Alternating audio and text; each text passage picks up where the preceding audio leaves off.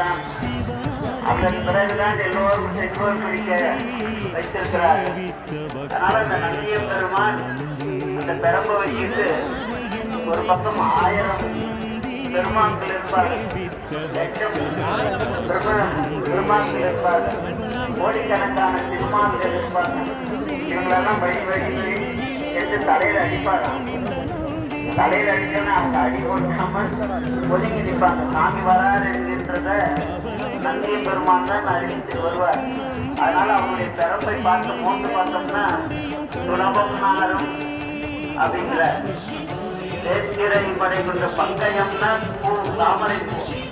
தாமரை பூவினுடைய வாசமும் துளசி வாசமும் தான் அந்த கையில இருக்கின்ற பெரும்பிலே நாருமா. பங்கயம் சுலபம் நாரும் தேர்ச்சிறை படை பொறுத்த செண்டையம் பெருமானந்தி நீரடி கமலம் போற்றி என்றும் முதல் குருநாதராக விளங்குகின்றவர். இவர் கையில பெரம்பு வச்சிருக்கிறார். நந்தியம் பெருமான் முதலாக செங்கோலை கையில் வாங்கியவர் நந்தியம் பெருமான் தான். அதன் பிறகுதான் எல்லோரும் செங்கோல் பிடிக்க வைத்திருக்கிறார்கள். அதனால அந்த நந்தியம் பெருமான் அந்த பெரம்பை வச்சுட்டு ஒரு பக்கம் 1000 பெருமான்கள் இருப்பார்கள், லட்சம் பெருமான்கள் இருப்பார்கள், கோடிக்கணக்கான திருமான்கள் இருப்பார்கள். இவங்களெல்லாம் வழி வழி வழி என்று தலையில அடிப்பாராம்.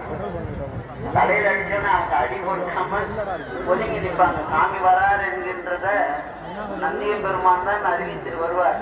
அதனால அவருடைய பெரம்பை பார்த்து மோந்து பார்த்தோம்னா சுலபம் நாரும் அப்படிங்கிற தேர்ச்சிறை படை